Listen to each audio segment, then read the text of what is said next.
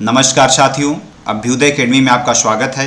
आज की इस वीडियो में हम लोग 16 अप्रैल 2025 को आयोजित असिस्टेंट प्रोफेसर पॉलिटिकल साइंस की ऑफिशियल आंसर की को डिस्कस करेंगे, जिसे आयोग ने 10 मई को जारी किया है। हम लोग सामान्य अध्ययन और राजनीति विज्ञान दोनों की आंसर की को डिटेल में समझने का प्रयास करेंगे। आयोग ने पूरे 7 प्रश्नों का गलत उत्तर माना है, जिसे आप 19 मई 2025 सायं 5 बजे तक साक्ष्यों के साथ आयोग की ईमेल आईडी पर हार्ड एवं सॉफ्ट कॉपी में उपलब्ध करा सकते हैं। इस वीडियो में प्रश्नों को डिटेल में समझने के बजाय आयोग द्वारा जारी आंसर की और गलत माने गए आंसर को केंद्र में रखा गया है। तो आइए चलते हैं हम लोग प्रश्नों की तरफ। सामान्य अध्ययन का पहला प्रश्न है, भुवनेश्वर तथा पुरी के मंदिर किस शैली में निर्मित हैं? पहला ऑप्शन था नागर, दूसरा था द्रविड़, तीसरा था वेसर था, लास्ट था उपरोक्त में से कोई नहीं। तो इसका सही आंसर है नागर। भुवनेश्वर तथा पुरी के मंदिर जो है निर्मित हैं नागर शैली में।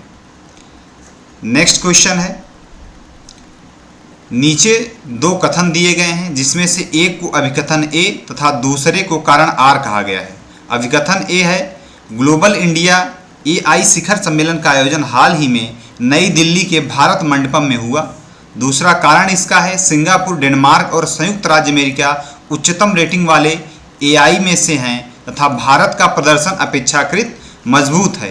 नीचे दिए गए कूट से सही उत्तर का चयन करना है। पहला है कूट, ए और आर दोनों सत्य हैं तथा आर ए की सही व्याख्या करता है। दूसरा है, ए और आर दोनों सत्य हैं परंतु आर ए की सही व्याख्या नहीं करता है। तीसरा है, ए सत्य है परंतु आर असत्य है। लास्ट है, ए असत्य है परंतु आर जो है वो सत्य है। तो इसका सही आंसर हो जाएगा, ए और आर दोनों सत्य है परंतु आर ए की सही व्याख्या नहीं करता है। तो दूसरे का सही आंसर हो जाएगा कूट बी। नेक्स्ट क्वेश्चन है, 2024 में FDA द्वारा अनुमोदित कौन सी नई दवा अल्जाइमर रोग की प्रगति को धीमा करने के लिए मस्तिष्क में एमिलाइड फ्लैग को लक्षित करती है? पहला ऑप्शन है एडुकानुमाब, दूसरा है किसुनला, तीसरा ऑप्शन है लेनाकापाविर, लास्ट है लेकम्बी। तो इसका आयोग ने सही आंसर माना है किसुनला। तो तीसरे का सही आंसर हो जाएगा बी। नेक्स्ट क्वेश्चन है, किस राज्य सरकार ने देसी गाय को राज्य माता गोमाता का दर्जा दिया है? पहला ऑप्शन है उत्तर प्रदेश, दूसरा है छत्तीसगढ़, तीसरा है महाराष्ट्र था, लास्ट है मध्य प्रदेश।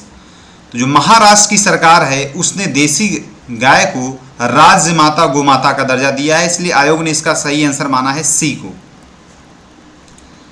नेक्स्ट क्वेश्चन है, एशियन बिलियर्ड्स चैंपियनशिप 2024 आयोजित की गई। पहला है रियाद में, दूसरा है तेहरान, तीसरा ऑप्शन है मुंबई था, लास्ट है ढाका।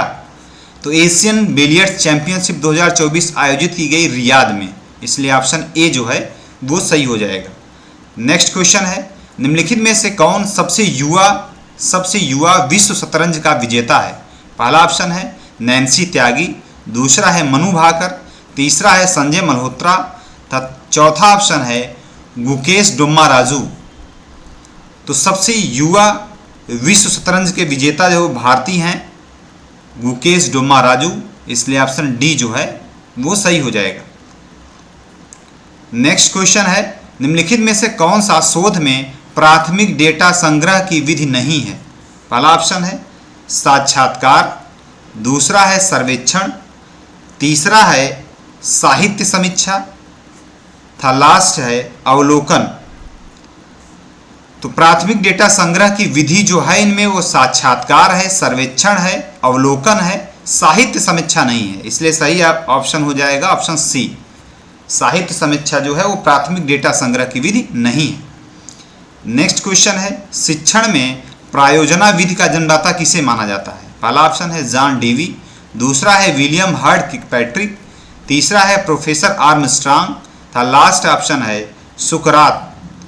तो शिक्षण में प्रायोजना विधि का जन्मदाता माना जाता है विलियम हर्ड किर्कपैट्रिक को, इसलिए ऑप्शन बी जो है वो सही हो जाएगा। नेक्स्ट क्वेश्चन है, प्राथमिक आंकड़ों के एकत्रीकरण की विधियां हैं। पहला है केस अध्ययन विधि, दूसरा है डाक प्रश्नावली, तीसरा है ऑनलाइन स्रोत था, लास्ट है अनुसूची।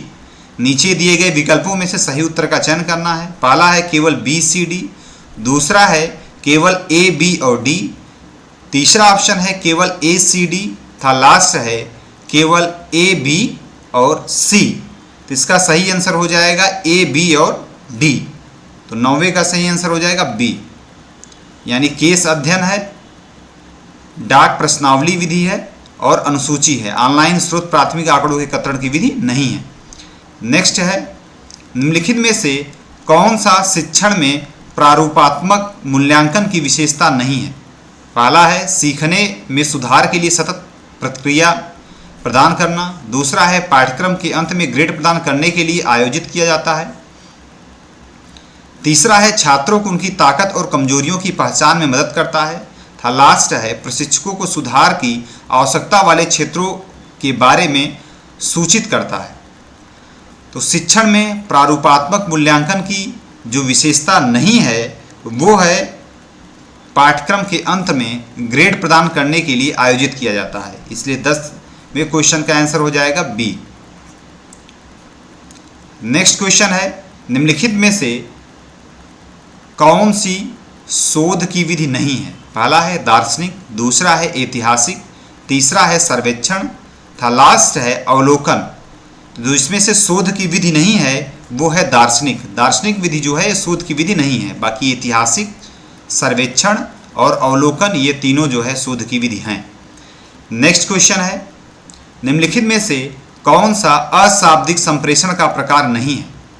पहला है वाणी संकेत, दूसरा है लिखित संप्रेषण, तीसरा है चक्षु संपर्क, लास्ट है स्पर्शनीय संपर्क।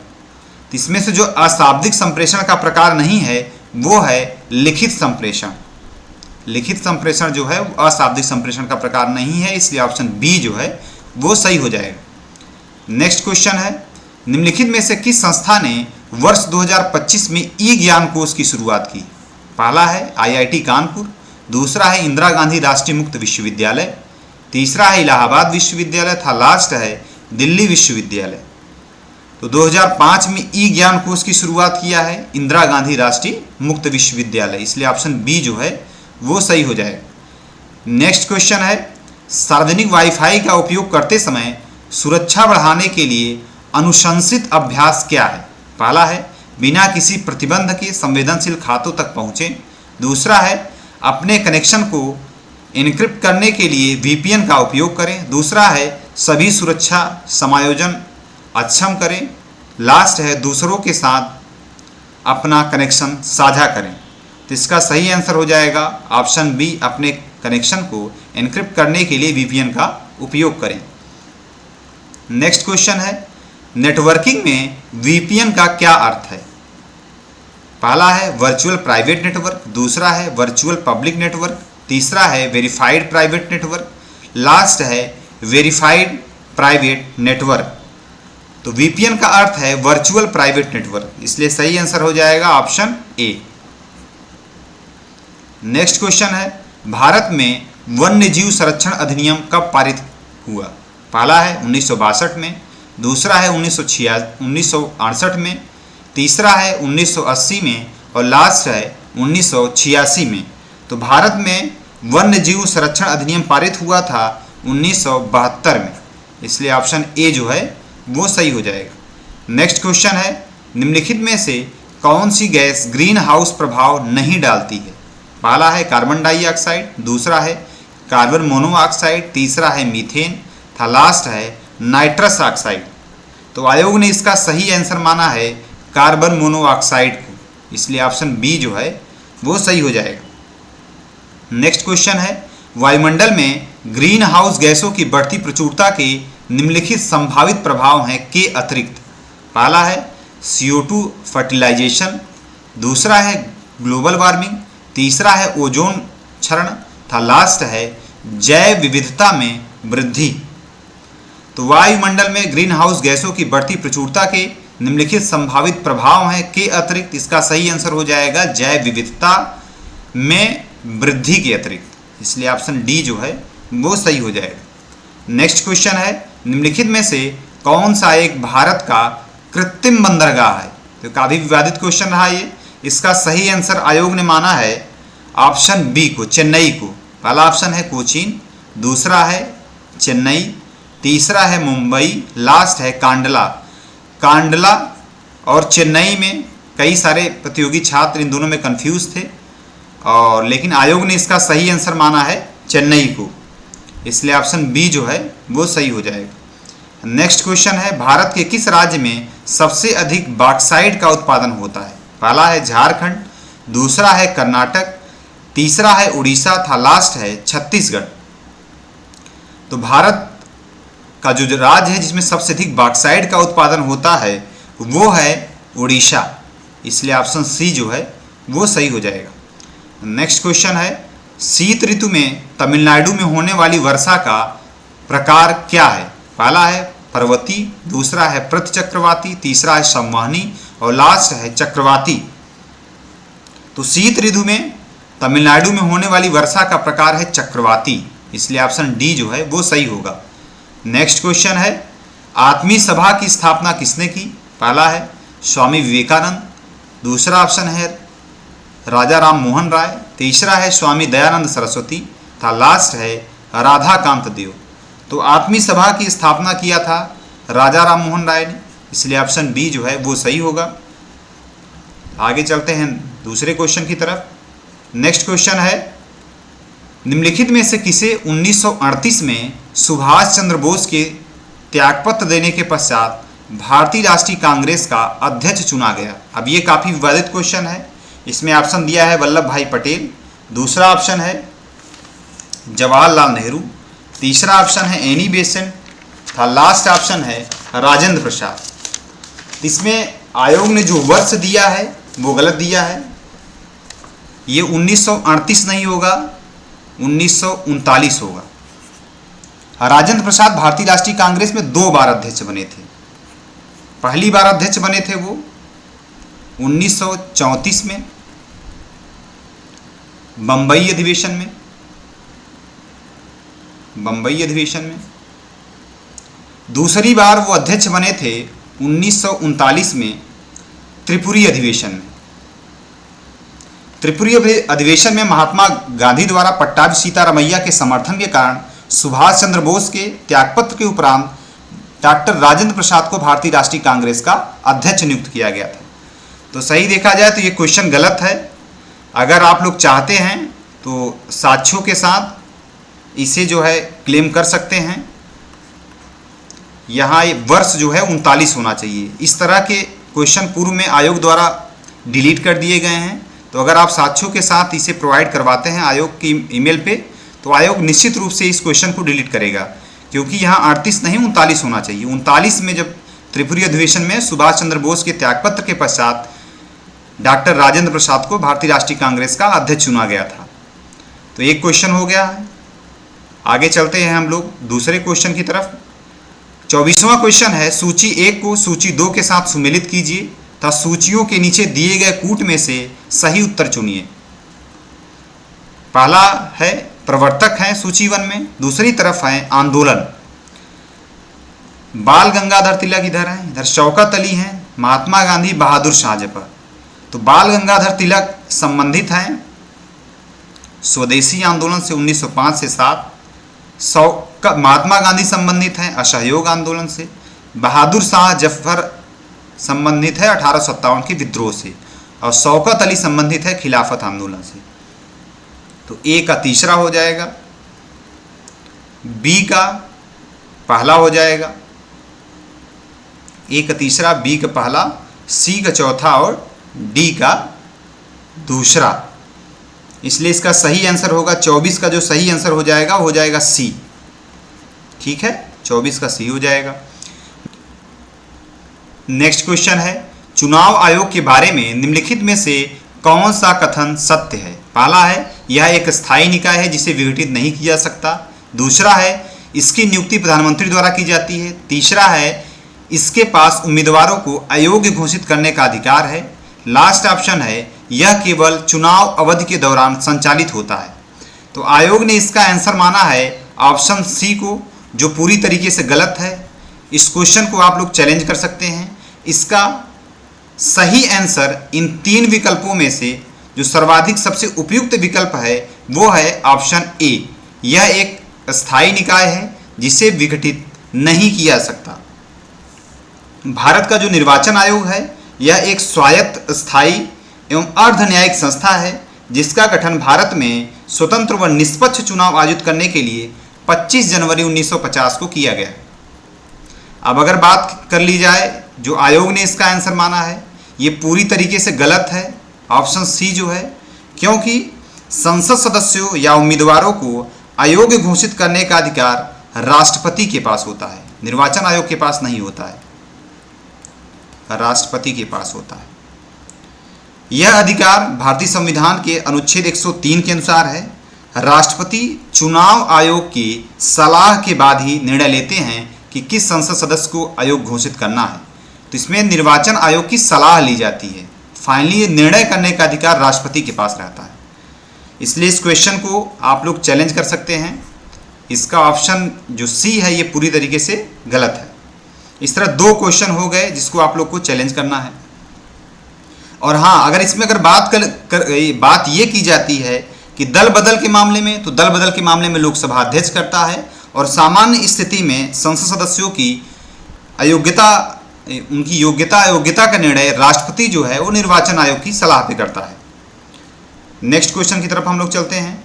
संसदीय शासन व्यवस्था में पहला है कार्यपालिका विधायिका के प्रति उत्तरदायी है, दूसरा है विधायिका कार्यपालिका के प्रति उत्तरदायी है, तीसरा है न्यायपालिका विधायिका के प्रति उत्तरदायी है, लास्ट है कार्यपालिका न्यायपालिका के प्रति उत्तरदायी है।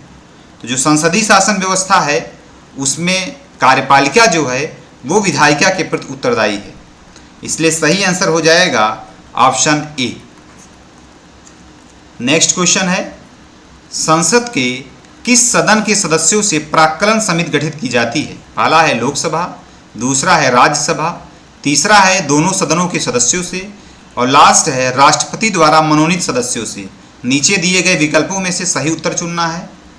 तो जो संसद की प्राक्कलन समिति होती है उसमें 30 सदस्य होते हैं और सभी सदस्य जो है वो लोकसभा से चुने जाते हैं, इसलिए नीचे दिए गए विकल्पों में सही आंसर होगा केवल ए, इसलिए 27 का जो है वो ए सही हो जाएगा। नेक्स्ट क्वेश्चन है सूची 1 को सूची 2 के साथ सुमेलित कीजिए तथा सूचियों के नीचे दिए गए कूट में से सही उत्तर चुनिए। सूची 1 में है एडम स्मिथ, थॉमस माल्थस, तीसरा है W.A. लेविस और लास्ट है समीर अमीन। नीचे कूट दिए गए हैं, पहला है दूसरा, बी का तीसरा, सी का चौथा और डी का पहला। तो आयोग ने इसका सही आंसर माना है कूट बी को सही आंसर माना है, यानी ए का जो है ए का पहला हो जाएगा। एडम स्मिथ की पुस्तक है वेल्थ ऑफ नेशन। बी का जो है वो चौथा हो जाएगा। थॉमस माल्थस की पुस्तक है essay on the principle of population. W.A. Lewis की पुस्तक हो जाएगी the theory of economic growth. Samir Amin की पुस्तक हो जाएगी imperialism and unequal development. Next question है केंद्रीय बजट 2025-26 में किस राज्य में मखाना बोर्ड गठित करने का प्रस्ताव दिया गया है। पहला ऑप्शन है जम्मू कश्मीर, दूसरा है बिहार, तीसरा है उत्तर प्रदेश और लास्ट है आंध्र प्रदेश। तो मखाना बोर्ड गठित करने का प्रस्ताव दिया गया है बिहार में, इसलिए ऑप्शन बी जो है वो सही हो जाएगा। नेक्स्ट क्वेश्चन की तरफ हम लोग चलते हैं। केंद्रीय बजट 2025-26 में कमाई का सबसे बड़ा स्रोत कहां से आने का अनुमान है। पहला है आबकारी कर, दूसरा है वस्तु एवं सेवा कर, तीसरा है आय कर और लास्ट है कस्टम ड्यूटी। तो केंद्रीय बजट 2025-26 में कमाई का सबसे बड़ा स्रोत जो आने का अनुमान है वो है आय कर से, इसलिए लास्ट ये 30वें क्वेश्चन का जो आंसर हो जाएगा इनकम टैक्स या आय कर, इसलिए सी जो है वो सही हो जाएगा। इस तरह जीएस वाले सेक्शन में 2 क्वेश्चन जो है वो क्लेम करना है आप लोग को। 2 क्वेश्चन का आंसर आयोग ने गलत माना है। अब आइए हम लोग चलते हैं अपने सब्जेक्ट की तरफ। सब्जेक्ट का जो पहला क्वेश्चन है वो है निम्नलिखित में से कौन सी उदार लोकतंत्र की विशेषता नहीं है? पहला है भाषण और अभिव्यक्ति की स्वतंत्रता, दूसरा है राजनीतिक दलों को संगठित करने का अधिकार, तीसरा है केंद्रीय नियोजन और लास्ट है तटस्थ संस्था के तत्वाधान में चुनाव। तो उदार लोकतंत्र की जो इसमें से विशेषता नहीं है वो है केंद्रीकृत नियोजन, इसलिए ऑप्शन सी जो है वो सही हो जाएगा। नेक्स्ट क्वेश्चन है निम्नलिखित में से कौन सी विचारधारा का तर्क है कि प्रभुसत्ता की अवधारणा को राजनीतिक सिद्धांत से हटा देना चाहिए? पहला है बहुलवाद, दूसरा है आदर्शवाद, तीसरा है फांसीवाद और लास्ट है मार्क्सवाद। तो प्रभुसत्ता की अवधारणा को राजनीतिक सिद्धांत से हटा देना चाहिए, यह जिस विचारधारा का तर्क है वो है बहुलवाद, इसलिए सही आंसर हो जाएगा ऑप्शन ए। नेक्स्ट क्वेश्चन है निम्नलिखित में से कौन सा राष्ट्रपति शासन व्यवस्था की विशेषता नहीं है? पहला है राज्य और सरकार के प्रधान के मध्य कोई भेद नहीं, दूसरा है निश्चित कार्यकाल, तीसरा है विधानमंडल की सीमित शक्तियां और लास्ट है शक्ति का पृथक्करण। तो राष्ट्रीय शासन की विशेषता जो है वो हो जाएगा राज्य और सरकार के प्रधान के मध्य भेद नहीं, निश्चित कार्यकाल हो जाएगा, शक्ति का पृथक्करण हो जाएगा, विधानमंडल की सीमित शक्तियां, ये राष्ट्रपति शासन व्यवस्था की विशेषता नहीं है, इसलिए ऑप्शन सी जो है वो सही हो जाएगा। नेक्स्ट क्वेश्चन है लोकतंत्र का कौन सा सिद्धांत नागरिकों के राजनीतिक अधिकार को उच्च प्राथमिकता देता है? पहला है उदारवादी सिद्धांत, दूसरा है अभिजन सिद्धांत, तीसरा है बहुलवादी सिद्धांत और लास्ट है मार्क्सवादी सिद्धांत। तो लोकतंत्र का जो सिद्धांत है जो नागरिकों के राजनीतिक अधिकार को उच्च प्राथमिकता देता है वो है उदारवादी सिद्धांत, इसलिए ऑप्शन ए जो है वो सही हो जाएगा। नेक्स्ट क्वेश्चन है सूची 1 को सूची 2 के साथ सुमेलित कीजिए और नीचे दिए गए कूटों से सही उत्तर का चयन कीजिए। सूची 1 में है यथार्थवाद, नव यथार्थवाद, उदारवाद और न उदारवाद। इसके सूची 2 में जो है वो उनके प्रणेता हैं Fareed Zakaria, Reinhold Niebuhr, SD. Krasner, last है जोसेफ नाई। तो जो यथार्थवाद नीचे दिए कूट दिया गया है तो इसमें जो सही कूट हो जाएगा वो कूट है ए, यानी यथार्थवाद के समर्थक हैं रेनहोल्ड नेबूर, नव यथार्थवाद से संबंधित है फरीद जकारिया, जबकि फरीद जकारिया न्यू क्लासिकल से हैं।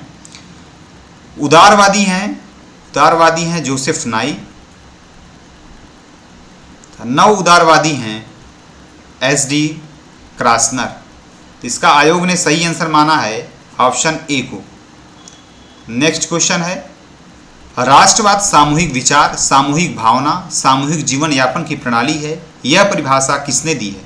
पहला ऑप्शन है लॉर्ड एक्टन, दूसरा है जिमर्न, तीसरा है जे.एस. मिल था, लास्ट है रविंद्रनाथ टैगोर।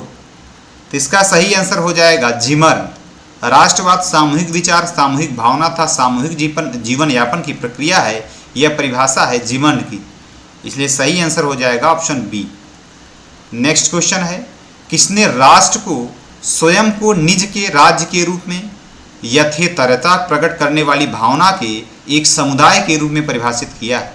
पहला है दीनदयाल उपाध्याय, दूसरा ऑप्शन है एंथनी गिडेंस, तीसरा है बाल गंगाधर तिलक था, लास्ट है मैक्स वेबर।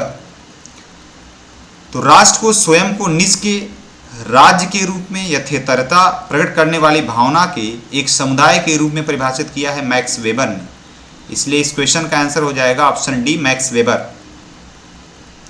नेक्स्ट क्वेश्चन है सूची 1 को सूची 2 से सुमेलित कीजिए और नीचे दिए गए कूट से सही उत्तर का चयन कीजिए। सूची 1 में पुस्तकों का नाम है, सूची 2 में संबंधित विचारक हैं, डिस्कोर्स है, द कॉर्पोरे पॉलिटिको है, लेटर कंसर्निंग टॉलरेशन है, इमाइल है।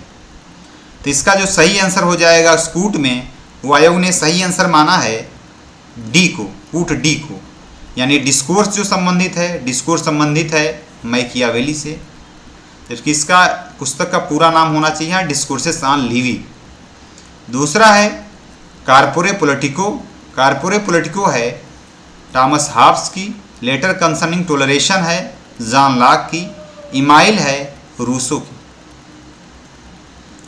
नेक्स्ट क्वेश्चन है नीचे दो कथन दिए गए हैं, एक को अभिकथन ए तथा दूसरे को तर्क आर कहा गया है। अभिकथन ए है, राष्ट्रीय आंदोलन के दौरान स्वदेशी बहिष्कार और हड़ताल तिलक की विचारधारा के केंद्र में थे। तर्क है, कालांतर में इस विचारों को सामाजिक न्याय के अपने लक्ष्य को अग्रसारित करने के लिए अंबेडकर ने भी अपनाया। तो अंबेडकर ने अपनाया नहीं था। इसमें जो सही आंसर हो जाएगा वो हो जाएगा ए सही है परंतु आर गलत है, इसलिए जो तीसरा वाला कूट है ये सही हो जाएगा। तो 39वें का आंसर हो जाएगा सी। नेक्स्ट क्वेश्चन है, नीचे दो कथन दिए गए हैं। कथन ए है, अंबेडकर अधिकारों के प्राकृतिक अधिकारों में विश्वास करते थे। कथन 2 है, वे अधिकारों की अविच्छेद्यता पर बल देना चाहते थे। उपयुक्त कथनों के आलोक में निम्नांकित विकल्पों में से सर्वाधिक उपयुक्त विकल्प चुनिए। इसका आयोग ने सही आंसर माना है कथन 1 और कथन 2 दोनों सत्य हैं। यानी अंबेडकर अधिकारों के प्राकृतिक सिद्धांतों में विश्वास करते थे और वे अधिकारों की अविच्छेद्यता पर बल देना चाहते थे। नेक्स्ट क्वेश्चन है, जॉन लॉक के राजनीतिक दर्शन में सही क्रम पहचानिए। पहला है प्राकृतिक अवस्था, अनुबंध, सामाजिक नागरिक समाज, नैसर्गिक अधिकार। दूसरा है नैसर्गिक अधिकार, प्राकृतिक अवस्था, नागरिक समाज, अनुबंध। तीसरा है अनुबंध, प्राकृतिक अवस्था, नागरिक समाज, नैसर्गिक अधिकार। था लास्ट ऑप्शन है नैसर्गिक अधिकार, प्राकृतिक अवस्था, अनुबंध और नागरिक समाज। तो लॉक के राजनीतिक दर्शन का सही क्रम हो जाएगा नैसर्गिक अधिकार, प्राकृतिक अवस्था, अनुबंध और नागरिक समाज। इसलिए ऑप्शन सी जो है, ऑप्शन डी जो है वो सही हो जाएगा। नेक्स्ट क्वेश्चन है, असंगत सुमेल का चयन कीजिए। पहला है पावर इलीट, दूसरा है आयरन लॉ ऑफ ओलिगार्की, तीसरा है governing and non governing elite, था लास्ट है कल्चर इंडस्ट्री। तो पावर एलीट को इसमें चयन कराया है सी राइट मिल से, एकदम सही है। आयरन लॉ ऑफ ओलिगार्की संबंधित है रॉबर्ट मिशेल से, ये भी सही है। Governing and non governing elite ये पैरेटो से है, ये भी सही है। कल्चर इंडस्ट्री ये कीटाणु मोस्का से संबंधित नहीं है, इसलिए ऑप्शन डी जो है ये असंगत हो जाएगा, इसलिए सही हो जाएगा। कीटाणु मोस्का जो है ये इलेटिस्ट थिंकर हैं, इसलिए कल्चर इंडस्ट्री से संबंधित नहीं है। नेक्स्ट क्वेश्चन है, सूची 1 को सूची 2 से आपको सुमेलित करना है तथा नीचे दिए गए कूटों से सही उत्तर का चयन करना है। सूची 1 में है सर्वहारा की तानाशाही, कम्युनिस्ट पार्टी, वर्चस्व और नव सर्वहारा वर्ग। तो कम्युनिस्ट पार्टी सर्वहारा की तानाशाही से संबंधित हैं, सर्वहारा की तानाशाही से संबंधित हैं कार्ल मार्क्स। कम्युनिस्ट पार्टी से संबंधित हैं लेनिन। अगर बात की जाए वर्चस्व से, तो वर्चस्व की बात किया था ग्रामसी ने, नव सर्वहारा वर्ग की बात की थी टॉम बोटो मोर ने, इसलिए इसका सही आंसर हो जाएगा कूट ए। नेक्स्ट क्वेश्चन है, निम्नलिखित में से डेविड ईस्टन के अनुसार व्यवहारवाद के कौन से लक्ष्य हैं। पहला है व्यवहारवादी अध्ययन केवल सत्यापन तकनीकी प्रयोग एवं प्रदर्शन निर्माण को लक्ष्य मानता है। तो दूसरा है मानकीकरण, व्यवस्था वृद्धिकरण, समग्रता एवं नियमन व्यवहारवादी अध्ययनों के मुख्य तत्व होते हैं। नीचे दिए गए विकल्पों में से सही उत्तर का चयन करना है। पहला है केवल 1, दूसरा है केवल 2, तीसरा है दोनों 1 और 2, था लास्ट है न तो 1 न ही 2। आयोग ने इसका सही आंसर माना है ऑप्शन सी को, जो कि पूरी तरीके से गलत है। इसका सही आंसर होना चाहिए केवल 2। व्यवहारवाद केवल सत्यापन तकनीकी प्रयोग प्रदर्शन निर्माण को लक्ष्य नहीं मानता, बल्कि इसमें ह्यूमन एंड पॉलिटिकल प्रोसेस का भी अध्ययन किया जाता है। मॉडल बिल्डिंग का काम डेविड ईस्टन ने किया था। किसने किया था? डेविड ईस्टन ने किया था। हाँ, अगर ऑप्शन में ये होता कि डेविड ईस्टन के अनुसार केवल सत्यापन तकनीकी प्रयोग एवं प्रदर्शन निर्माण को लक्ष्य माना जाता है, तो आंसर जो है इसका दोनों 1 और 2 दोनों सही होता। लेकिन इसमें दिया है व्यवहारवादी अध्ययन केवल सत्यापन तकनीकी प्रयोग एवं प्रदर्शन निर्माण को लक्ष्य मानता है, ये पूरी तरीके से गलत है। इसलिए इसका सही आंसर होगा केवल 2। तो इसको आप लोग चैलेंज कर सकते हैं, ठीक है। इसका सही आंसर होगा केवल 2। नेक्स्ट क्वेश्चन है, नागरिक संस्कृति के विचार के विकास हेतु आमंड एवं वेरबा ने निम्नलिखित में से किस एक देश का भी अध्ययन किया था? पहला ऑप्शन है भारत, दूसरा है मैक्सिको, तीसरा है अर्जेंटीना तथा चौथा है इंडोनेशिया। तो आयोग ने इसका आंसर माना है अर्जेंटीना को, ऑप्शन सी को, जो कि पूरी तरीके से गलत है। पहली बात तो इस क्वेश्चन की फ्रेमिंग ही खराब है। किस एक देश का भी से क्या तात्पर्य है? ये होना चाहिए कि निम्नलिखित में से किस एक देश का अध्ययन किया था। गैब्रियल आमंड एवं सिडनी वर्बा की एक प्रसिद्ध पुस्तक है जिसका नाम है द सिविक कल्चर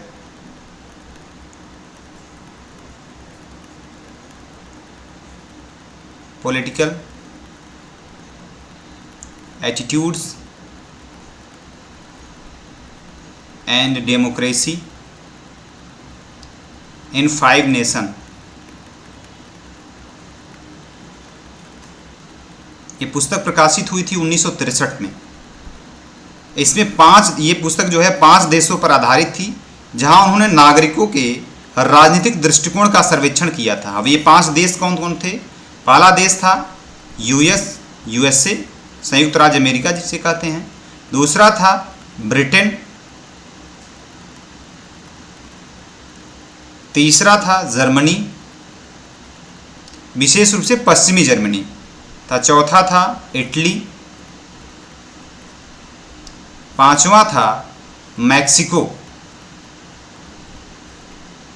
इसलिए इसका सही आंसर जो है वो मैक्सिको होना चाहिए, ऑप्शन बी। तो इस क्वेश्चन को भी आप लोग चैलेंज कर सकते हैं। सेम इसी तरह का क्वेश्चन यूजीसी नेट में भी पूछा गया है। क्वेश्चन ये था कि which country were the basis of the study of almond and Verba civic culture. उसमें 4 ऑप्शन दिए गए थे। पहला था चिली, यूएस, यूके, फ्रांस व स्पेन। दूसरा था यूएस, फ्रांस, मैक्सिको, इटली और जर्मनी। तीसरा था मैक्सिको, जर्मनी, इटली, यूएस और यूके था। लास्ट था यूएस, यूके, चिली, मैक्सिको और स्पेन। इसमें से आयोग ने सही आंसर माना था ऑप्शन डी को। इसलिए अर्जेंटीना तो किसी भी कीमत पे सही नहीं होगा, इसका सही आंसर होना चाहिए मैक्सिको। इसलिए इस क्वेश्चन को आप लोग चैलेंज कर सकते हैं। नेक्स्ट क्वेश्चन है, निम्नलिखित में से कौन सा युग्म सही सुमेलित नहीं है? पहला है आर्थर बेंटले का द प्रोसेस ऑफ गवर्नमेंट, एकदम सही है। चार्ल्स मेरियम का न्यू एस्पेक्ट ऑफ पॉलिटिक्स, सही है। तीसरा है डेविड ईस्टन की the structure of scientific revolution, ये गलत है, ये टेलर की पुस्तक है। लास्ट है ग्राहम वालिस का ह्यूमन नेचर इन पॉलिटिक्स, ये भी सही है।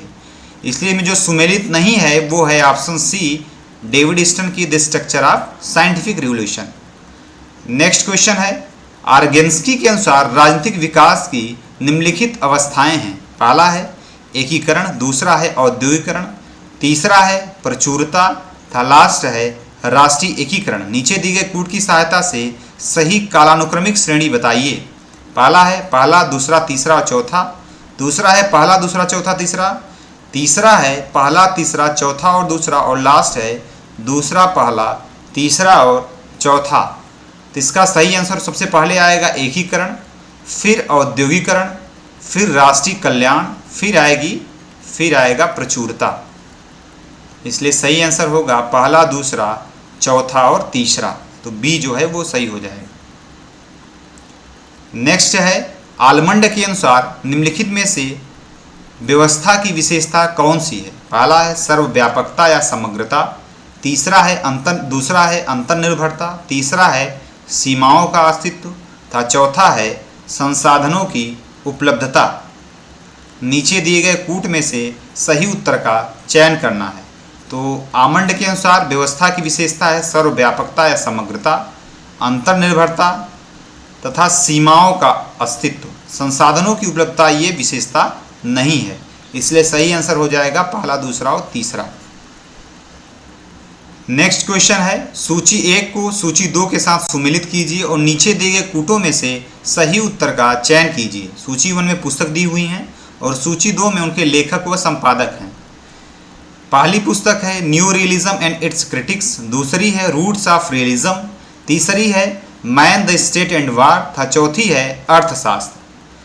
तो new realism and it's critic ये पुस्तक है R.O. कोहेन की। तो पहले का तीसरा हो जाएगा। ये पुस्तक है R.O. कोहेन की। रूट्स ऑफ रियलिज्म ये पुस्तक है B. फ्रैंकेल की। तो B का चौथा हो जाएगा। मैन द स्टेट एंड वार ये पुस्तक है कियन वाल्टस की। अर्थशास्त्र है कौटिल्या की। इसलिए इसमें से सही कूट हो जाएगा कूट B। नेक्स्ट क्वेश्चन है किसने संघवाद को स्वशासन और साझा शासन के रूप में परिभाषित किया है? पहला है डेनियल फ्लाजार, दूसरा है जॉन किनकैड, तीसरा है कौटिल्य और लास्ट ऑप्शन है डोनाल्ड स्टोन। तो संघवाद को स्वशासन और साझा शासन के रूप में परिभाषित किया है डेनियल फ्लाजार ने। इसलिए ऑप्शन ए जो है वो सही हो जाएगा। नेक्स्ट क्वेश्चन है निम्नलिखित में से कौन सा राजनीतिक विकास का सिद्धांतकार नहीं है? पहला है लुशियन पाई, दूसरा है जोसेफ ला पालोम्बारा, तीसरा है अर्जेंट लिस्फर्ड था, लास्ट है जेम्स कोलमैन। तो राजनीतिक विकास का इसमें से सिद्धांतकार हैं लुशियन पाई भी हैं, जोसेफ ला पालोम्बारा भी हैं, जेम्स कोलमैन भी हैं। अर्जेंट लिस्फर्ड जो है ये राजनीतिक विकास के सिद्धांतकार नहीं है। इसलिए 91 का आंसर हो जाएगा सी। नेक्स्ट क्वेश्चन है निम्नलिखित स्वतंत्रताओं को भारतीय संविधान के अनुच्छेद 19 में उनके प्रयुक्त होने के क्रम में व्यवस्थित कीजिए। पहला है किसी भी व्यवसाय को करना, दूसरा है संघ या यूनियन बनाना, तीसरा है भारत के किसी भी क्षेत्र में रक्षा या बसना, तीसरा है बिना हथियार के शांतिपूर्ण एकत्रित होना। इनको आपको क्रम में लगाना है जिस क्रम में भारतीय संविधान में इनका वर्णन किया गया है। तो इसका सही आंसर हो जाएगा आप डी, कूट डी जो है वो सही हो जाएगा। सबसे पहले होगा बिना हथियारों के शांतिपूर्ण एकत्रित होना, उसके बाद होगा संघ या यूनियन बनाना, फिर होगा भारत के किसी भी क्षेत्र में बसना, फिर सबसे आखिरी में होगा किसी भी व्यवसाय को करना। इसलिए आयोग ने इसका आंसर डी को माना है। नेक्स्ट क्वेश्चन है भारतीय संघीय व्यवस्था की विशेषता है। पहला है शक्ति का विभाजन, दूसरा है शक्ति का पृथक्करण, तीसरा है स्वतंत्र न्यायपालिका, चौथा है प्रधानमंत्री का नेतृत्व और लास्ट है लिखित संविधान। नीचे दिए गए विकल्पों में से सही उत्तर का चुनाव करना है। तो शक्ति का विभाजन भारतीय संघीय व्यवस्था की विशेषता है, शक्ति का पृथक्करण विशेषता नहीं है, स्वतंत्र न्यायपालिका भारतीय संघीय व्यवस्था की विशेषता है, प्रधानमंत्री का नेतृत्व नहीं है, लिखित संविधान है। तो सही आंसर हो जाएगा पहला, तीसरा और पांचवा। तो ऑप्शन डी जो है वो सही हो जाएगा। नेक्स्ट क्वेश्चन है भारत के राष्ट्रपति की निषेधाधिकार शक्ति में निम्नलिखित में से किसका समायोजन है? पहला है जेबी निषेधाधिकार, दूसरा है पूर्ण निषेधाधिकार, तीसरा है विलंबनकारी निषेधाधिकार तथा चौथा है सशर्त निषेधाधिकार। तो भारत के राष्ट्रपति की निषेधाधिकार शक्तियों में जिसका समायोजन किया गया है वो किया गया है जेबी निषेधाधिकार का, पूर्ण निषेधाधिकार का और विलंबनकारी निषेधाधिकार का। सशर्त निषेधाधिकार का प्रावधान नहीं किया गया है। तो पहला, दूसरा और तीसरा, ऑप्शन डी जो है वो सही हो जाएगा। नेक्स्ट क्वेश्चन है नीचे दिए गए कूटों का उपयोग करते हुए निम्नलिखित को कालानुक्रम में व्यवस्थित करें। पहला है केशवानंद भारती केस, दूसरा है गोलकनाथ केस, तीसरा है मिनर्वा मिल्स केस तथा चौथा है सज्जन सिंह केस। इसको कूट में लगाना है। केशवानंद भारती केस आया था 1973 में, गोलकनाथ केस आया था 1967 में, मिनर्वा मिल्स आया था 1980 में और सज्जन सिंह आया था 1965 में। सबसे पहले हो जाएगा चौथा, चौथे के बाद होगा दूसरा, दूसरे के बाद होगा पहला, पहले के बाद होगा तीसरा। तो इस क्वेश्चन का आंसर हो जाएगा सी, 55 का जो है वो सी हो जाएगा। नेक्स्ट क्वेश्चन है प्रतिपादिका। पहला है बजटरी प्रक्रिया संसद में विभिन्न चरणों से होकर गुजरती है, दूसरा है इसका आरंभ संसद में बजट की प्रस्तुतिकरण से होता है, तीसरा है इसके प्रावधानों पर सामान्य बहस के बाद बजट को पास कर दिया जाता है, चौथा है विनियोग विधेयक सामान्य बजट का हिस्सा होता है और लास्ट है वित्त विधेयक कराधान का विधेयक होता है। नीचे दिए गए विकल्पों में से सही उत्तर का चयन करना है। पहला है केवल 1 2 3, दूसरा है केवल 1 2 4, तीसरा है 2 3 4 और लास्ट है 3 4 और 5। तो इसका सही आंसर होगा 1 2 और 4, इसलिए ऑप्शन बी जो है वो सही हो जाएगा।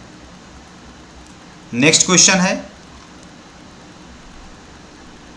प्रतिपादिका नियोजन मौलिक रूप से ब्रिटिश अर्थव्यवस्था का विचार था। दूसरा है भारत ने इसे पूर्व सोवियत संघ से अंगीकृत किया था। तीसरा है भारत में नियोजन के मुख्य निर्माता जवाहरलाल नेहरू थे। तीसरा है भारत में अब तक 15 पंचवर्षीय योजनाओं का क्रियान्वयन हुआ है। लास्ट है वर्तमान में देश में नीति आयोग नियोजन का प्रमुख आरंभ है। नीचे दिए गए विकल्पों में से सही उत्तर का चयन करना है। पहला है केवल 1 2 3, दूसरा है केवल 2 3 4, तीसरा है 2 3 और 5 और लास्ट है 3 4 और 5। तो आयोग ने इसका सही आंसर माना है केवल 2 3 और 5 को, इसलिए सी ऑप्शन जो है वो सही हो जाएगा। नेक्स्ट क्वेश्चन है निम्नलिखित नीति निर्देशक सिद्धांतों को भारतीय संविधान में उनके प्राप्त होने के सही क्रम में व्यवस्थित कीजिए। पहला है समान न्याय और निःशुल्क विधिक सहायता। दूसरा है इसका उल्लेख अनुच्छेद 39 में है। दूसरा है न्यायपालिका को कार्यपालिका से पृथक करना, इसका उल्लेख अनुच्छेद 50 में किया गया है। तीसरा है ग्राम पंचायतों का गठन, अनुच्छेद 40 में। कर्मचारियों के लिए निर्वाह वेतन इत्यादि, इसका उल्लेख किया गया है अनुच्छेद 41 में। कूट लगाइए, सबसे पहले पहला हो जाएगा, पहले के बाद तीसरा, पहला और तीसरा, तीसरे के बाद चौथा, चौथे के बाद दूसरा। तो सही आंसर हो जाएगा ऑप्शन बी। नेक्स्ट क्वेश्चन है निम्नलिखित में से कौन से कथन सत्य हैं। पहला है भारत में चुनाव सुधार अत्यधिक अपेक्षित है।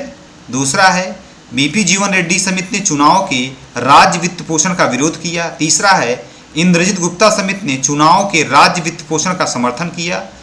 लास्ट है चुनाव सुधारों को अब संसद द्वारा स्वीकार कर लिया गया है। तो चुनाव सुधारों को अभी तक संसद द्वारा स्वीकार नहीं किया गया है, तो ये गलत हो जाएगा। बाकी ए बी सी ये सही होगा। तो 59 का सही आंसर हो जाएगा केवल ए बी और सी।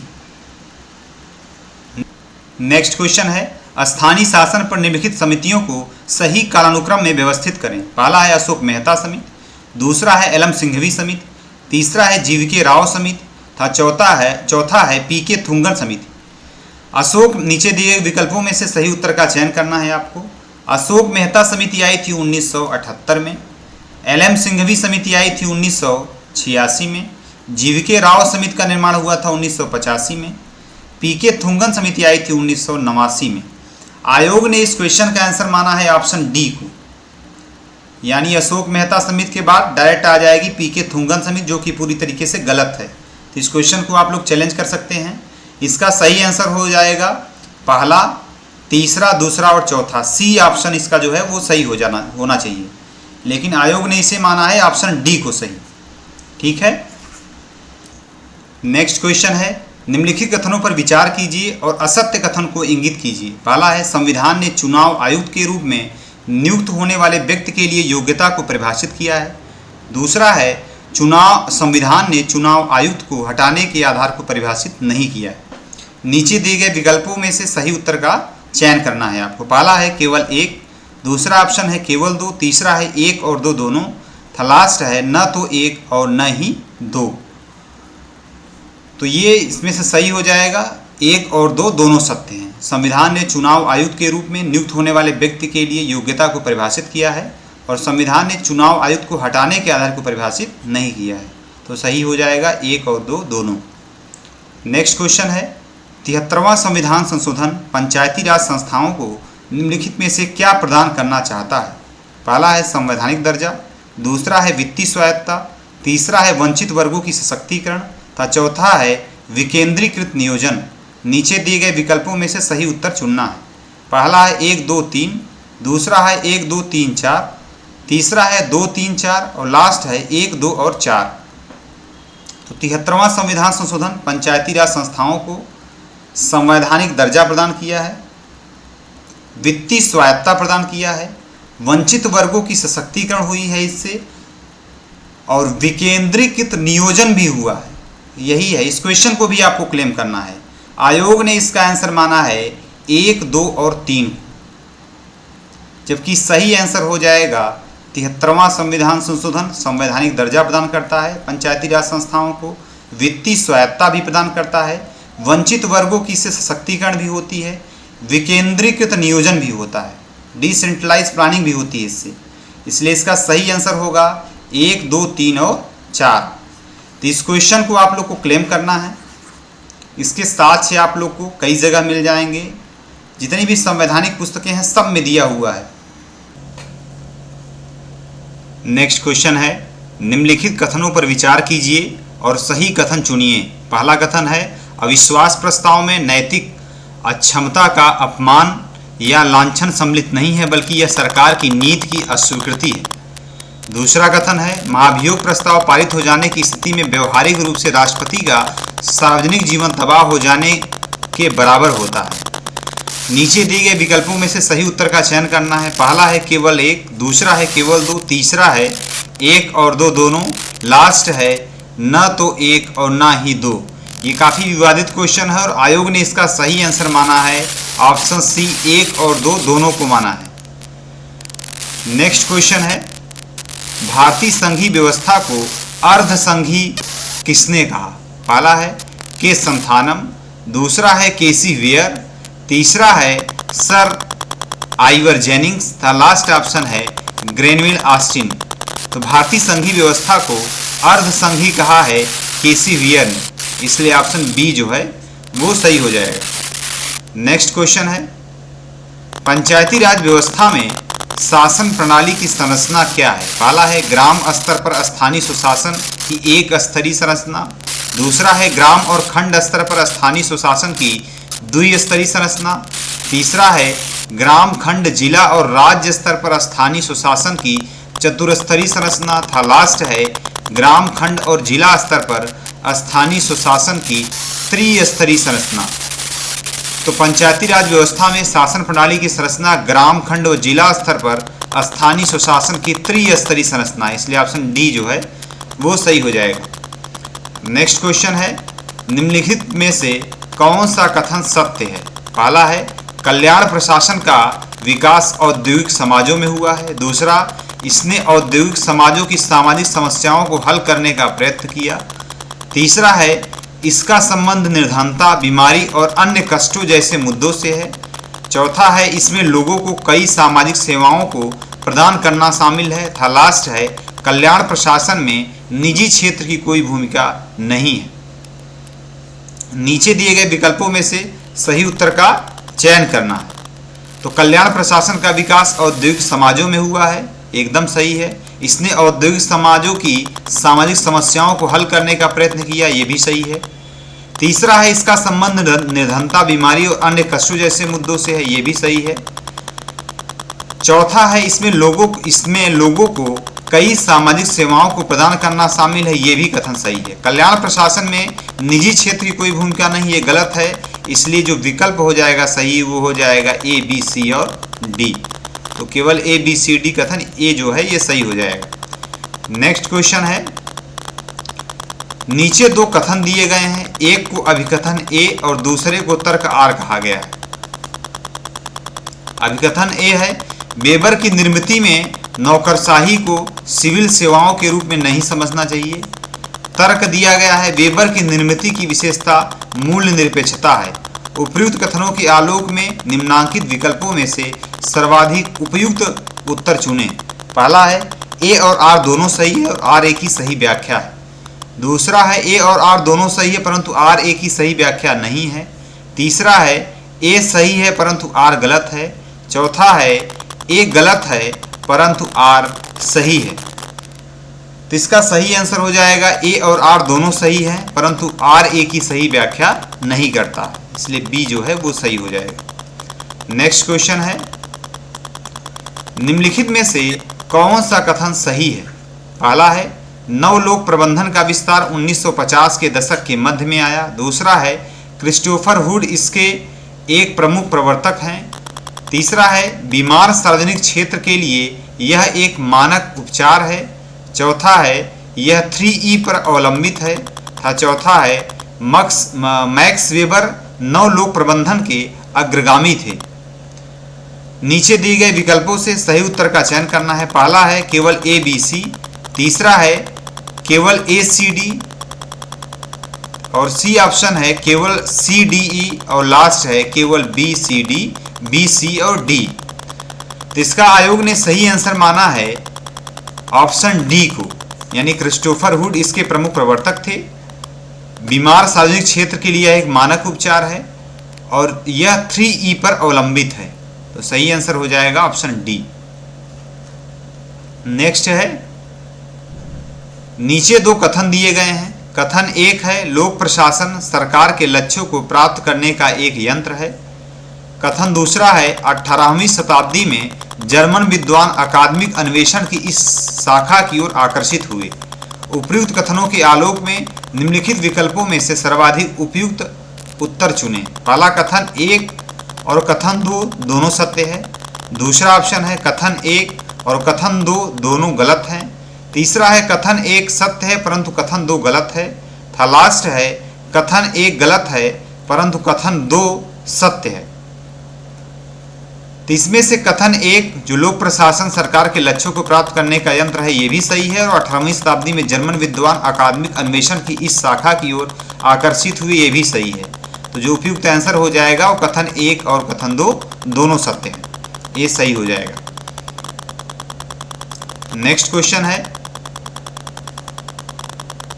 नवलोक प्रशासन में कौन से तत्व शामिल हैं? पहला है उपभोक्ता केंद्रित शासन, दूसरा है उत्तर प्रत्यक्षवाद, तीसरा है विनौकरशाहीकरण, चौथा है लोकतांत्रिक निर्णय निर्माण और लास्ट है प्रशासनिक क्रिया का विकेंद्रीकरण। नीचे दिए गए विकल्पों से सही उत्तर का चयन करना है।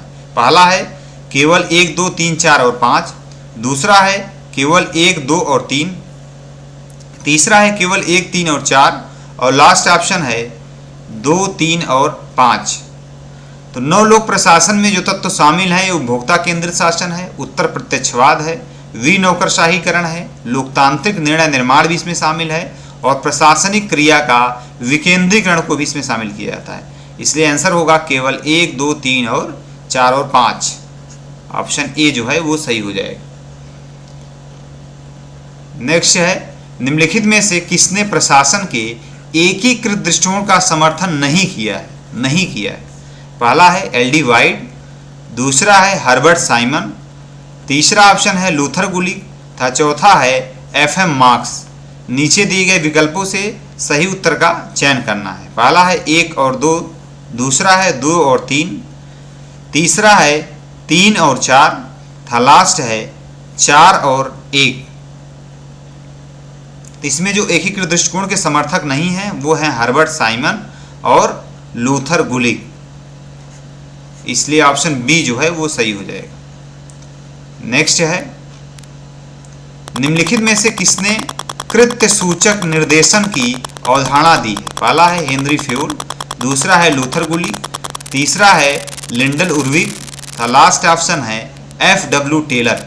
तो जो कृत्य सूचक निर्देशन की अवधारणा दिया है वो दिया है F.W. टेलर ने, इसलिए ऑप्शन डी जो है वो सही हो जाएगा। नेक्स्ट है अमेरिकी लोक सेवा में लूट पद्धति किसके काल में प्रधान बन गई थी? पहला है राष्ट्रपति वाशिंगटन, दूसरा है राष्ट्रपति जेफरसन, तीसरा है राष्ट्रपति वुडरो विल्सन तथा लास्ट है राष्ट्रपति जैक्सन। तो लूट पद्धति अमेरिकी लोक सेवा में आई थी राष्ट्रपति जैक्सन के कार्यकाल में, इसलिए ऑप्शन डी जो है वो सही हो जाएगा।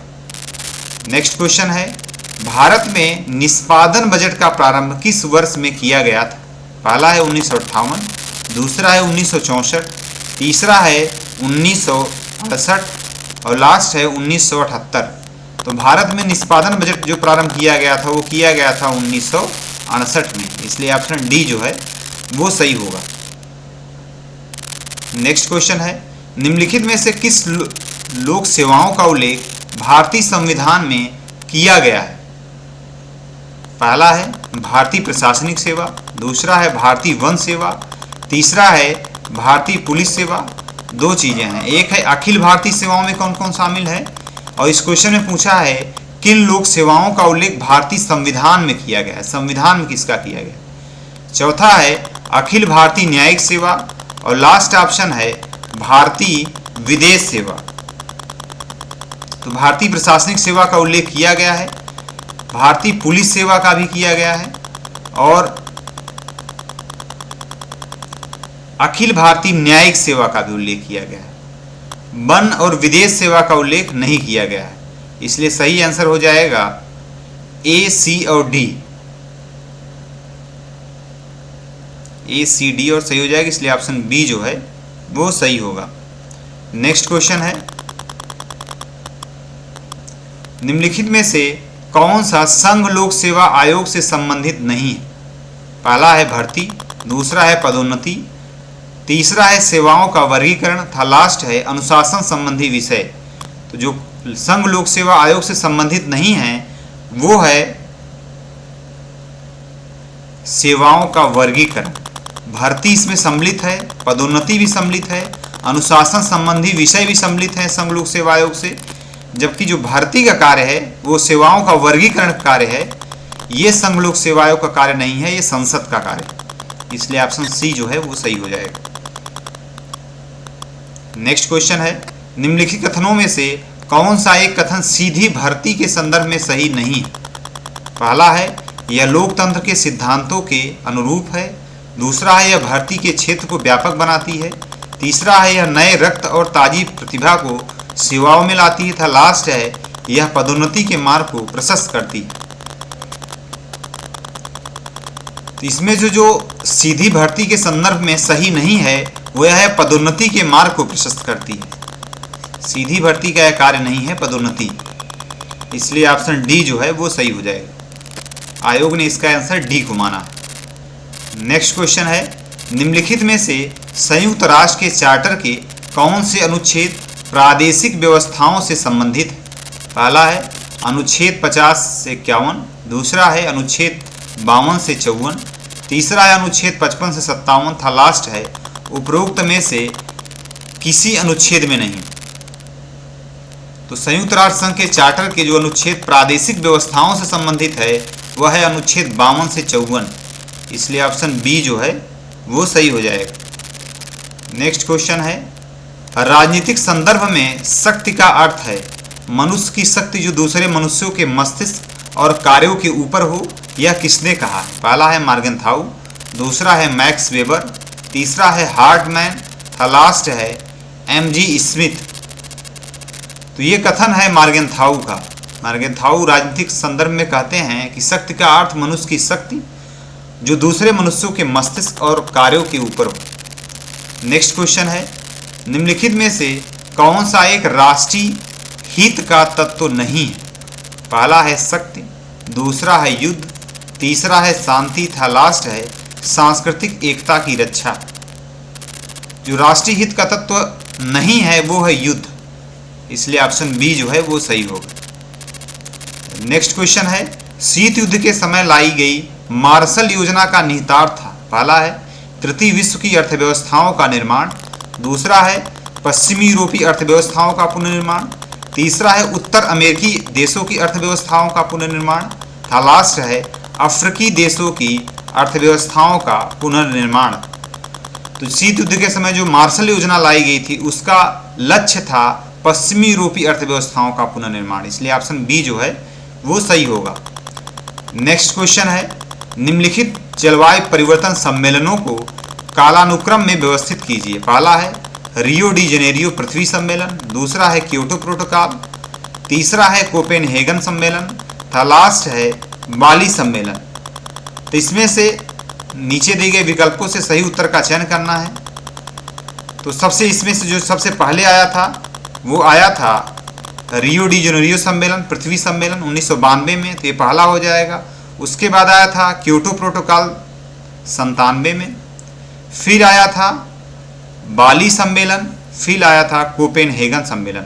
ये तीसरा हो जाएगा, ये चौथा हो जाएगा, इसलिए पहला, दूसरा, चौथा और तीसरा ऑप्शन सी जो है वो सही हो जाएगा। नेक्स्ट क्वेश्चन है, किसका मत है कि भारत के नैतिक मूल्यों ने उसकी विदेश नीति को शांतिपूर्ण सह अस्तित्व और विविधता में एकता के सिद्धांतों पर चलाने का आधार प्रदान किया है? पहला है थोर्स्टन वोजेस्की, दूसरा है माकोटो कोजिमा, तीसरा है मार्गरेट फिशर, लास्ट ऑप्शन है राजीव सीकरी। तो ये थोर्स्टन वोजेस्की का मत है कि भारत के नैतिक मूल्यों ने इसकी विदेश नीति को शांतिपूर्ण सह अस्तित्व और विविधता में एकता के सिद्धांतों पर चलाने का आधार प्रदान किया है, इसलिए ऑप्शन ए जो है वो सही हो जाएगा। नेक्स्ट क्वेश्चन है, एटम फॉर पीस नामक निःशस्त्रीकरण की योजना का विचार किसने दिया? पहला ऑप्शन है जवाहरलाल नेहरू, दूसरा है जॉन एफ कैनेडी, दूसरा है ड्वाइट आइजनहावर, तीसरा है निकिता क्रुश्चेव। तो एटम फॉर पीस का नारा दिया था आइजनहावर ने, इसलिए ऑप्शन सी जो है वो सही हो जाएगा। नेक्स्ट क्वेश्चन है, निम्नलिखित में से विश्व के अंतर्गत आतंकवाद के प्रकार कौन से हैं? पहला है क्रांतिकारी आतंकवाद और उप क्रांतिकारी आतंकवाद, दूसरा है विचारधारात्मक आतंकवाद, जैव आतंकवाद और पर्यावरणीय आतंकवाद। इस क्वेश्चन को भी आप लोग को चैलेंज करना है, इस क्वेश्चन का आंसर आयोग ने गलत माना है।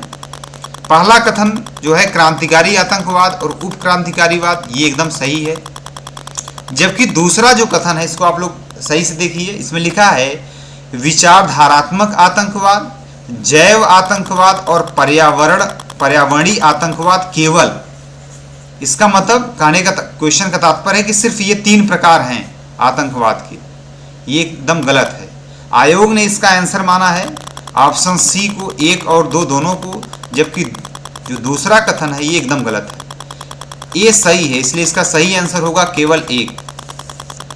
आतंकवाद के सिर्फ 3 प्रकार नहीं हैं, बल्कि आतंकवाद के कई प्रकार हैं, जैसे रिलीजियस है, साइबर है, इन्वायरमेंटल टेररिज्म है, नार्को टेररिज्म है, इंटरनेशनल टेररिज्म है, स्टेट टेररिज्म है, आइडियोलॉजिकल टेररिज्म है।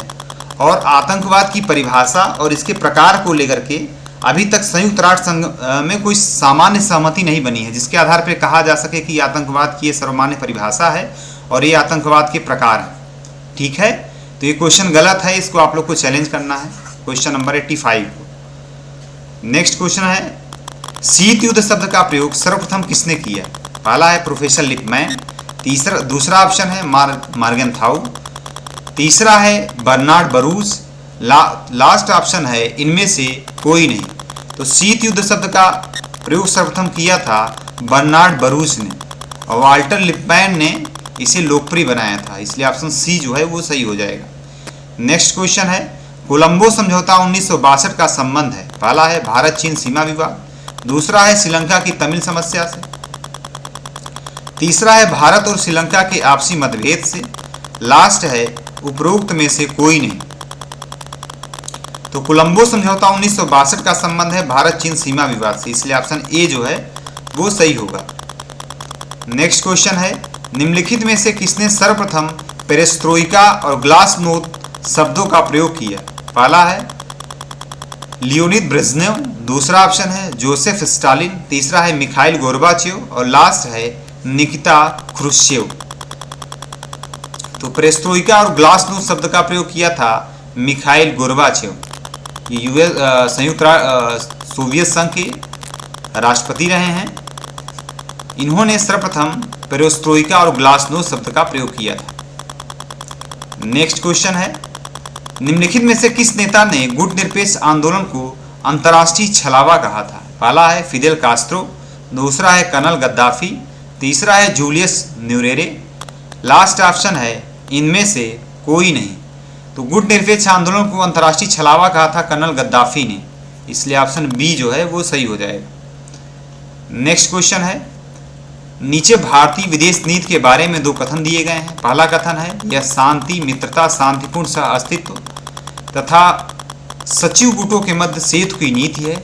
दूसरा है यह साम्राज्यवाद, जातिवाद तथा उपनिवेशवाद का विरोध करती है। उपरोक्त कथनों के आलोक में नीचे दिए गए विकल्पों में से सही उत्तर को चुनना है। पहला कथन है दोनों कथन 1 और कथन 2 दोनों सही हैं, दूसरा है दोनों कथन 1 और कथन 2 गलत हैं, तीसरा है कथन 1 सही है किंतु कथन 2 गलत है, लास्ट ऑप्शन है कथन 1 गलत है किंतु कथन 2 सही है। तो यह जो भारतीय विदेश नीति है यह शांति, मित्रता, शांतिपूर्ण सह अस्तित्व तथा सचिव गुटों के मध्य सेतु की नीति है, ये सही है। दूसरा कथन यह साम्राज्यवाद, जातिवाद तथा उपनिवेशवाद का विरोध करती है, ये भी सही है। इसलिए सही आंसर हो जाएगा दोनों, कथन 1 और कथन 2 सही है।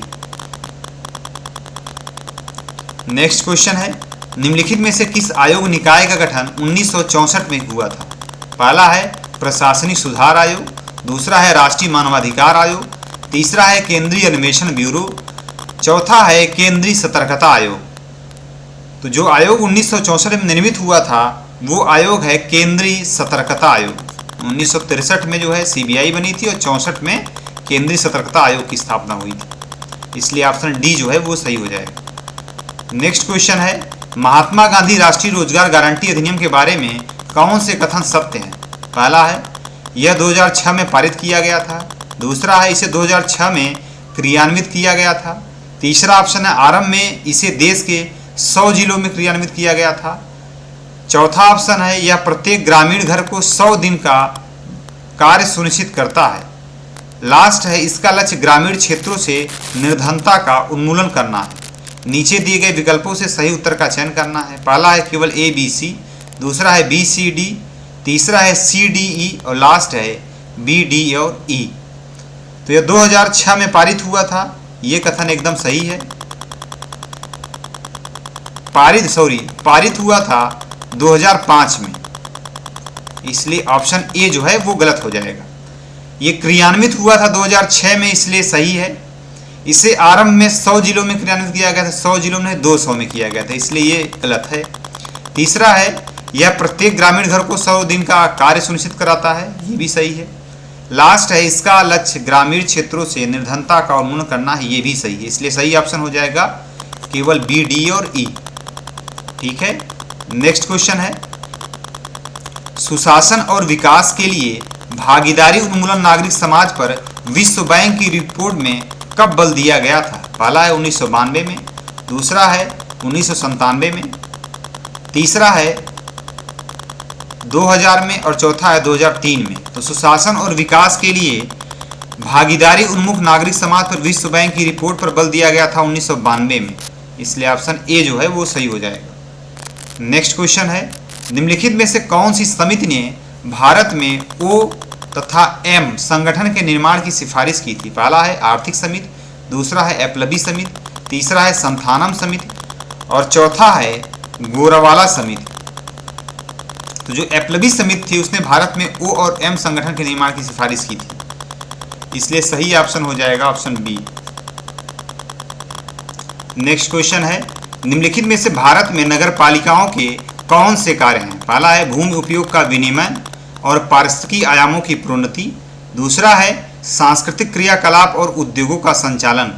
नीचे दिए गए विकल्पों में से सही उत्तर चुनना है। पहला है केवल 1, दूसरा है केवल 2, तीसरा है दोनों 1 और 2 तथा लास्ट ऑप्शन है न तो 1 और ना ही 2। तो भारत में नगर पालिकाओं के जो कार्य हैं वो भूमि उपयोग का विनियमन और पारिस्थितिकी आयामों की प्रोन्नति ये कार्य है। सांस्कृतिक क्रियाकलाप और उद्योगों का संचालन ये कार्य नहीं है, इसलिए सही आंसर हो जाएगा केवल 1। नेक्स्ट है, तुलनात्मक राजनीति के निम्नलिखित में से किस दृष्टिकोण द्वारा तुलनात्मक अध्ययन का अनुभवजन्य तरीका प्रस्तुत किया गया था? पहला है नव राज्यवाद, दूसरा है नव संस्थावाद, तीसरा है व्यवहारवाद तथा चौथा है उत्तर व्यवहारवाद।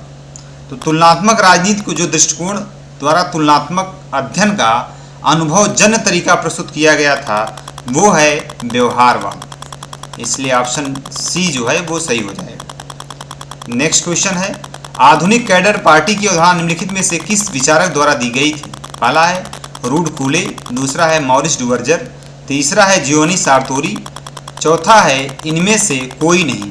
तो आधुनिक कैडर पार्टी की अवधारणा दिया गया था रूड कूले द्वारा, इसलिए ऑप्शन ए जो है वो सही हो जाएगा। नेक्स्ट है, डेविड स्टन की राजनीतिक व्यवस्था की दृढ़ता की अवधारणा निम्नलिखित में से किस अनुशासन से मूल रूप से ली गई है? पहला है भौतिक विज्ञान, दूसरा है संचार विज्ञान, तीसरा है सामाजिक नृविज्ञान तथा चौथा है जैविक विज्ञान। तो डेविड स्टर्न की राजनीतिक व्यवस्था की दृढ़ता की अवधारणा ली गई है जैविक विज्ञान के अनुशासन से मूल रूप से ली गई है, इसलिए ऑप्शन डी जो है वो सही हो जाएगा। नेक्स्ट क्वेश्चन है, निम्नलिखित में से किस समाजशास्त्री ने संरचनात्मक प्रकारात्मक विश्लेषण पर गैब्रियल आमंड के कार्य को प्रेरित किया? पहला है टालकोट पार्सन्स, दूसरा है इमाइल दुर्खिम, तीसरा है कार्ल मार्क्स तथा चौथा ऑप्शन है कार्ल मैनहेम। तो संरचनात्मक प्रकारात्मक विश्लेषण पर गैब्रियल आमंड के कार्य को प्रेरित किया है टालकोट पार्सन्स ने, इसलिए ऑप्शन ए जो है वो सही हो जाएगा। लास्ट क्वेश्चन है, निम्नलिखित में से कौन सी शक्ति सत्ता की विशेषता नहीं है? पहला है यह एक प्रबंधकीय अधिकार है, दूसरा है इसका प्रत्यायोजन नीचे से होता है, तीसरा है इसका प्रत्यायोजन ऊपर से होता है, लास्ट है यह अधीनस्थों को कार्य सौंपने का अधिकार है। तो आपको बताना क्या है, शक्ति सत्ता की विशेषता नहीं है, जो इसमें से गलत है। तो इसमें से गलत है इसका प्रत्यायोजन नीचे से होता है, गलत है। शक्ति व सत्ता का प्रत्यायोजन ऊपर से होता है, इसलिए बी जो है वो गलत हो जाएगा। इस तरह पूरे 7 प्रश्न हैं जिसको आप लोग को चैलेंज करना है। कौन कौन से प्रश्न हैं? 85 प्रश्न है, क्वेश्चन नंबर 85। दूसरा कौन है? दूसरा है 62, तीसरा क्वेश्चन है 60, चौथा है 45, पांचवा है 44, छठा है 25, सातवां है 23। ये 7 प्रश्न हैं, इनको आप लोग को चैलेंज करना है। जो अभ्युदय एकेडमी का टेलीग्राम चैनल है वहाँ सभी लोग साथ इकट्ठा करिए और कई लोग मिल करके इसको चैलेंज किया जाता है। अब एक बार देख लेते हैं कौन कौन से क्वेश्चन हैं।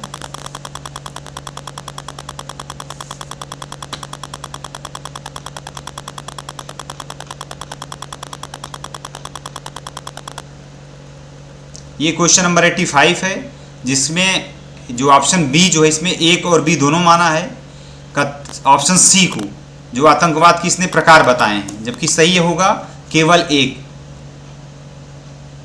दूसरा है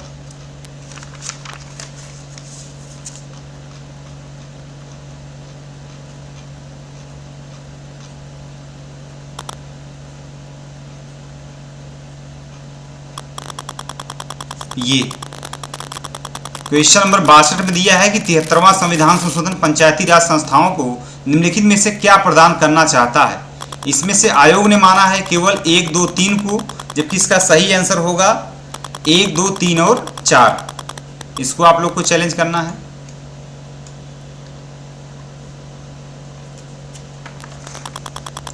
नेक्स्ट है क्वेश्चन नंबर 60।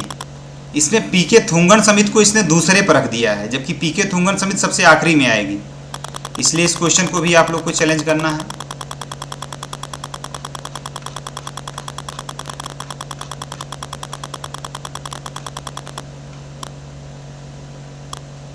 फिर ये क्वेश्चन है, नागरिक संस्कृति के विचार के विकास हेतु आमंड एवं वेरबा ने निम्नलिखित में से किस एक देश का भी अध्ययन किया है? इसमें से आमंड एवं वेरबा की किताब है, जिसमें एग्जैक्ट ये क्वेश्चन यूजीसी नेट का भी क्वेश्चन है। सीधा सीधा इसका आंसर जो है वो मैक्सिको होगा और आयोग ने इसका आंसर माना है अर्जेंटीना को। इस क्वेश्चन को भी आप लोग को चैलेंज करना है।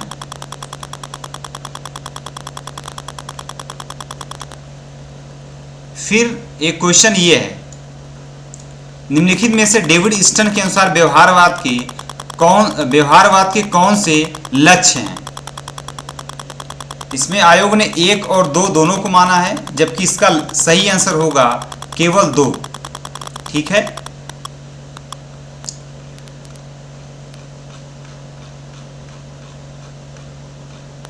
और बाकी 2 क्वेश्चन जो है वो जीएस से गलत हैं। आयोग ने अपनी आंसर की में उन्हें गलत माना है।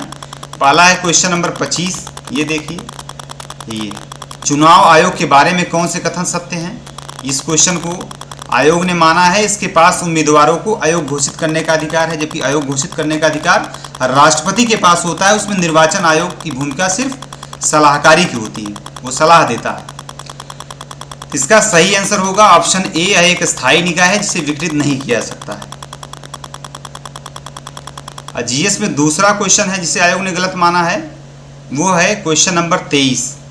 इसे गलत नहीं माना है, बस इसकी प्रिंटिंग गलत है। यहाँ जो इसमें सन लिखा है 1938 को 1939 होना चाहिए।